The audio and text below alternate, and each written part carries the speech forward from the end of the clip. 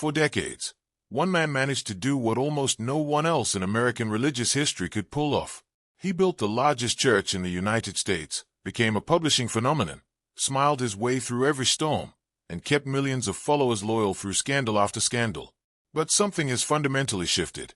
The man who once seemed untouchable is now facing a reckoning that no amount of positive thinking can reverse. And this time, the world is watching very differently than it ever has before. Joel Osteen was not born into the spotlight. He was born on March 5, 1963, in Houston, Texas, the fourth of 5 children raised in a household shaped entirely by faith. His father, John Osteen, was a former Southern Baptist minister who had broken away from his denomination after a deeply personal experience changed his entire theology. When the family's newborn daughter Lisa was born with a condition resembling cerebral palsy in 1958, that crisis sent John Osteen down a completely different spiritual path. He embraced charismatic Christianity, left the Southern Baptist Convention behind, and on Mother's Day in 1959, founded what would eventually become Lakewood Church. It started in a converted feed store on the outskirts of Northeast Houston with around 90 people sitting in folding chairs. Nobody watching that first service could have imagined what it would one day become. Joel grew up inside that world, but he never wanted to lead it. That detail is important because it explains a lot about who he eventually became.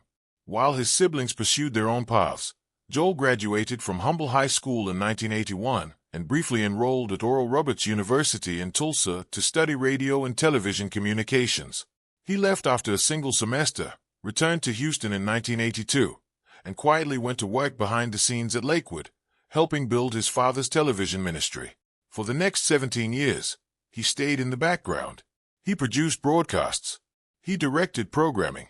He helped turn Lakewood's weekly television outreach into something that reached viewers in nearly 50 countries. But no matter how many times his father asked him to preach, Joel said no. His mother preached. His sister Lisa preached. Joel kept the cameras running and stayed off the stage. Then in January 1999, everything changed in the span of a single week. John Osteen had been struggling with serious heart and kidney problems. Once again, he asked Joel to take the pulpit. Once again, Joel initially refused. But minutes after that refusal, he called back and said yes. On January 17, 1999, at 35 years old and wearing a pair of his father's shoes for emotional support, Joel Osteen preached his very first sermon to a congregation of around 6,000 people. His father listened over the phone from his hospital room. Nurses later told Joel that John had been beaming with joy and pride from his bed. 6 days after that sermon, on January 23, 1999, John Hillary Osteen died of a heart attack at the age of 77. The timing hit Joel deeply. He later reflected on what it meant that he had chosen to preach the very last Sunday of his father's life, calling the coincidence something far beyond ordinary explanation. Even after his father's death, stepping into the senior pastor role did not feel natural to him. He remembered struggling with doubt and the sense that he was not equipped for what was being asked of him. But he stepped forward anyway. On October 3, 1999, Joel Osteen was formally installed as the new senior pastor of Lakewood Church, with his wife Victoria named co-pastor beside him. In the early months, he tried to preach the way his father had preached, with intensity and theological fire. It did not work. Then something shifted. Inspired by a passage of scripture about a man fulfilling his purpose for his own generation, Joel felt a clear internal direction telling him to stop imitating John Osteen and simply be himself. From that moment, he built something entirely new. His voice became one of relentless optimism, practical encouragement, and an almost unfailing focus on hope and personal potential. And the crowds came in numbers that nobody had anticipated. The church that his father had grown from 90 people to thousands was now growing at a pace that the existing buildings simply could not contain. By December 2001, Houston City Council had approved a 30-year lease for Lakewood to take over the former Compaq Center, the 16,800-seat arena, where the Houston Rockets had played for decades. The financial scale of the move was enormous. Lakewood agreed to pour approximately $95 million into renovations, largely financed through a $100 million loan from Bank of America. On July 16, 2005, Lakewood officially opened its new home. The grand opening drew an estimated 56,000 people across multiple services, and Texas Governor Rick Perry was among those who attended. Weekly attendance eventually settled between 43,000 and 52,000 people, making Lakewood the largest church in the United States by a wide margin. The church employed hundreds of staff members and operated on an annual budget estimated at around $89 to $90 million. At the same time, Joel was becoming something far larger than a local religious figure. His first book, Your Best Life Now, published in October 2004, debuted at #1 on the New York Times self-help bestseller list, stayed there for more than 2 years, and sold over 8 million copies worldwide. His second major book, Become a Better You, published in 2007, reportedly came with an advance north of $8.5 million from Simon & Schuster. Over time, he published 7 consecutive #1 New York Times bestsellers, a publishing achievement that very few authors in any genre have ever matched. His television broadcasts reached an estimated 100 million households across America and audiences in more than 100 countries. His social media following grew into the tens of millions across multiple platforms. By any measurable standard, Joel Osteen had become one of the most recognizable religious voices on earth. But success at that scale always attracts scrutiny, and in Osteen's case, the scrutiny came from multiple directions at once. Theologians and church leaders took sharp aim at the substance of his message. Michael Horton, a theology professor at Westminster Seminary in California, described Osteen's approach as a cotton candy gospel during a widely watched CBS segment in 2007. In Horton's assessment, the message could be reduced to a simple formula: God is nice, you are nice, and everyone should be nice. He argued that Osteen treated Scripture the way someone might treat a collection of fortune cookies, selecting cheerful phrases that made audiences feel good while bypassing the deeper and more difficult demands of the text. John MacArthur, the well-known pastor of Grace Community Church, was considerably harsher, calling Osteen's theological framework essentially pagan and arguing that Jesus was barely present in his sermons except as a token figure designed to quiet critics. MacArthur's attack on the title Your Best Life Now was pointed and memorable. His argument was that if this truly was someone's best life, that would only make sense if they were headed somewhere far worse afterward. Hank Hanegraaff, president of the Christian Research Institute, dedicated an entire book to the subject in 2014, arguing that Osteen had become the leading force behind a movement that repackaged Christianity into something that served consumer desire rather than genuine spiritual transformation. These were not fringe voices. These were respected figures within the broader Christian world, and their criticism reflected a deep unease about what Osteen represented to the faith he claimed to lead. The questions were not limited to theology. Financial transparency became a persistent and uncomfortable subject. Ministry Watch gave Lakewood Church an F rating for financial transparency, and one of the lowest possible donor confidence scores on its scale. Because Lakewood is organized as a church, it is not required to file public financial disclosures, which means that independent analysis of its finances is limited. Reporting from the Houston Chronicle and the Financial Times suggested that less than 1.5% of Lakewood's funds went toward charitable causes in its 2017 fiscal year, which amounted to roughly $1.2 million out of $89 million in total income. That ratio drew sharp criticism from people who felt that an institution of Lakewood's size and wealth should be directing a far greater portion of its resources toward serving the vulnerable. Osteen's personal wealth also drew ongoing attention.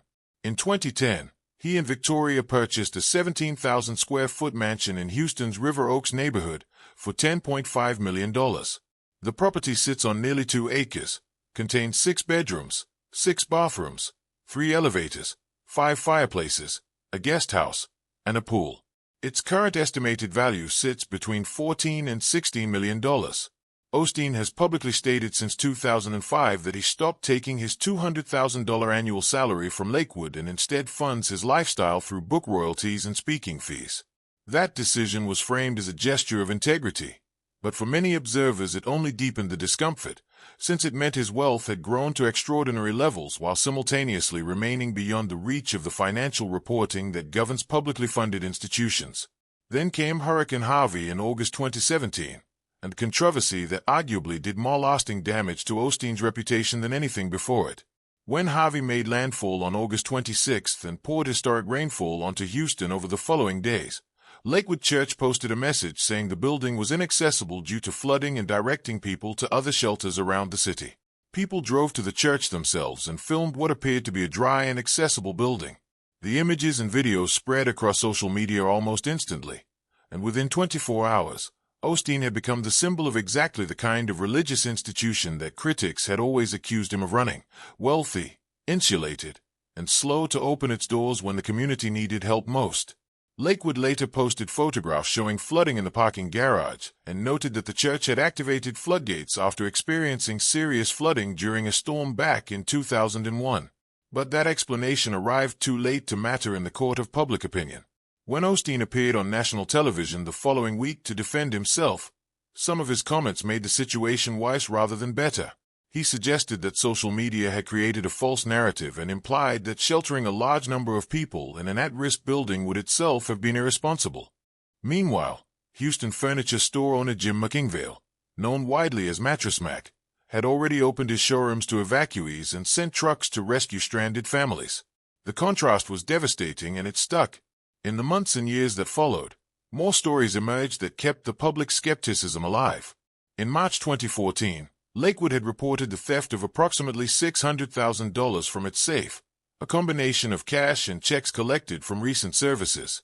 No one was ever arrested. The church collected on its insurance policy and the case went cold. Then in November 2021, a plumber working on a loose toilet in a public restroom at the church removed some tile and insulation, and roughly 500 envelopes came tumbling out of the wall. Those envelopes contained cash, checks, and money orders. Houston police later confirmed that evidence from the recovered checks connected the discovery to the 2014 theft report. Church leadership offered a possible explanation suggesting that someone had hidden the bags in the ceiling with the intention of retaining later, only for the envelopes to fall into the wall where they could no longer be accessed. By the time the discovery was made, the statute of limitations had expired and no criminal charges were possible. The plumber who made the discovery, Justin Colley, received the $20,000 reward that Lakewood itself had contributed years earlier when the theft was first reported. During the COVID-19 pandemic, a new controversy arrived. When in-person services were suspended from March through October 2020, Lakewood applied for and received $4.4 million in Paycheck Protection Program funds, making it the third largest PPP recipient in the Houston area at the time. Church leadership defended the decision by explaining that the extended shutdown created genuine financial uncertainty, and that the funds were used to continue paying salaries and benefits for employees and their families. But for millions of people watching from outside, the idea of one of the wealthiest churches in the country accepting government relief funds designed for struggling small businesses was deeply jarring. Eventually, Lakewood announced it would repay the full $4.4 million rather than have the loan forgiven. Then on February 11, 2024, the kind of event that no one could have anticipated changed the atmosphere at Lakewood forever. During a break between services that Sunday afternoon, a 36-year-old woman entered the church carrying a rifle. Two off-duty law enforcement officers working security responded immediately. The woman was shot and killed, but her 7-year-old son, who had been brought to the church with her, was shot in the head. Doctors at Texas Children's Hospital performed 5 brain surgeries. The child lost part of his frontal lobe. Surgeons removed half of the right side of his skull. He went into cardiac arrest multiple times. The medical team made clear that the damage was catastrophic and permanent. A 57-year-old bystander was also shot and later released from the hospital. In the aftermath, it was reported that the shooter had a documented history of serious mental illness but had still been legally able to purchase the rifle she carried. Former family members said the tragedy had been foreseeable. The shooting did not destroy Lakewood, but it changed the way many people thought about what happens inside a church that operates at that scale, and it added a profound and painful chapter to an already complicated story. What all of this amounts to is a legacy that has grown increasingly difficult to defend on its own terms. Joel Osteen built something genuinely remarkable. He took a church his father founded in a converted feed store and turned it into the largest congregation in American history. He became a publishing success that most professional authors will never approach. He brought a message of hope to millions of people who genuinely found comfort in it, and there is no honest way to dismiss that reality entirely. But the accumulation of controversies, the persistent questions about financial transparency, the response to Hurricane Harvey, the years of theological criticism from serious scholars, the theft of church funds, the PPP loans, and the horror of a shooting inside his own sanctuary have created a portrait of an institution that has never been fully held accountable in the way that similar organizations operating at similar scales are expected to be. The smiling certainty that made Joel Osteen famous in the first place was always both his greatest asset and his most significant vulnerability. It worked brilliantly in seasons of calm and prosperity. It faltered badly in seasons of genuine crisis, when what people needed was not a motivational message but a clear and honest reckoning with uncomfortable realities. Whether the chapter that is closing now is truly a final one remains to be seen. But what is no longer possible is the version of Joel Osteen that existed before all of this. That version, the one built entirely on positivity and untouched by consequence, is gone. What remains is a far more complicated story, and the world is finally paying close enough attention to see it clearly.